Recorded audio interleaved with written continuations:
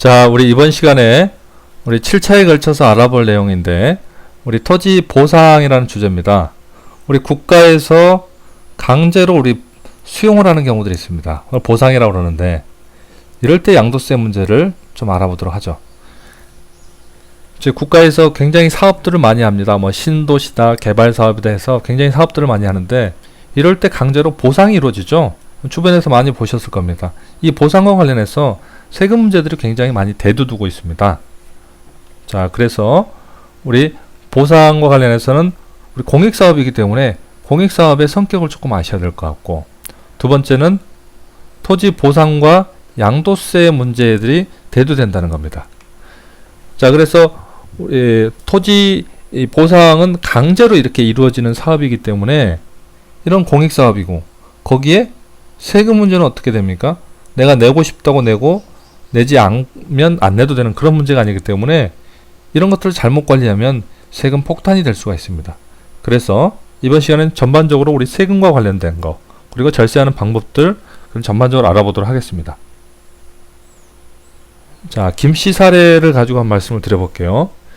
실제 김씨는 30년째 농사를 짓고 있습니다. 30년째 농사를 짓고 토지를 소유하고 있는데, 나라에서 이런 공문이 온 거죠. 자, 신도시 건설 사업을 하겠습니다. 그래서 보상이 들어갈 겁니다. 그래서 열람을 하고 공고를 하는 겁니다. 자, 그랬더니 김씨는 어떤 마음이 들까요? 자, 내가 수십 년 동안 가지고 있는 땅에 갑자기 나라에서 뭘 한다고 해서 돈 주고 땅을 가져간다고 하는데 어떤 생각이 들까요?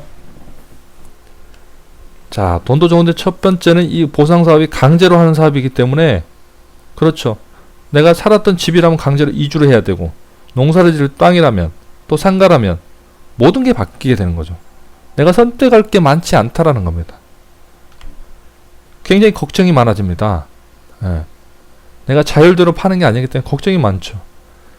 자, 도대체 그러면 보상금은 제대로 나오는지, 보상금은 시세를 반영해서 나오는지, 보상금은 또 세금을 내야 된다고 하는데 도대체 세금은 얼마나 나올 건지, 보상금을 받게 되면 보상금을 가족들한테 나눠줄 수도 있죠. 또는 어떤 다른 물건을 살 수도 있습니다. 부동산을 살 수도 있고 예금을 할 수도 있고, 이런 전반적인 문제들이 한꺼번에 오기 때문에 굉장히 혼란스러운 게 사실이고요. 이와 관련해서 적절히 대응을 못하면 굉장히 내가 원치 않은 결과를 가져오는 경우들이 많다는 겁니다. 자, 그래서 보상금도 세금 내야 됩니까? 결론, 내야 됩니다.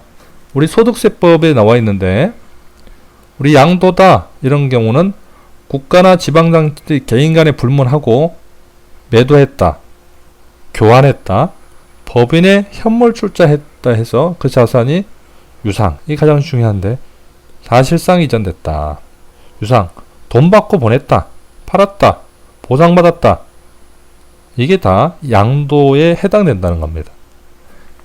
자, 그래 양도에 해당되는데, 그러면 양도세 과세 대상은 뭐냐? 대표적인 게 토지 건물이죠.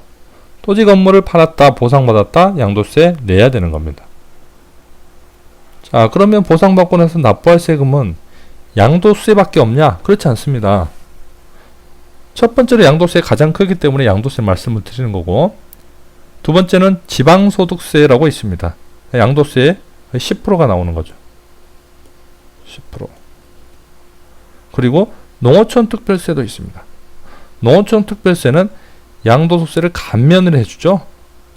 감면세액에 일정 비율을 곱해서 또 세금을 걷어가는 겁니다. 자, 이렇게 세 가지 세금이 있다는 걸 아셔야 된다는 거죠. 자, 그래서 보상과 관련해서 전반적인 어떤 쟁점들이 보면, 첫 번째는 보상 주체와 세금 납부하는 데가 틀리다는 겁니다. 우리 세금 납부는 어디예요? 국세청. 도로 내고 신도시 개발하고 이런 데는 대부분 어디서 합니까? 뭐 시에서 한다거나 국토해양부에서 한다거나 뭐 이런 기관들이 있죠. 국세청에서 도로 내고 공사하고 신도시 개발하는 거 보셨습니까? 보지 못했죠. 자, 즉 이 개발과 관련해서는 이런 행정 주체에다 싸우고 세금에 대해서는 세무서에 싸우는 거죠. 자, 그래서 민원인들은 이 두 군데에다가 아주 센 데에다가 이렇게 어떤 대응을 해야 되기 때문에 굉장히 피곤한 일이라는 거고, 두 번째는 강제 수용법이라는 거죠. 그래서 선택권이 없다. 선택권이 많지가 않다.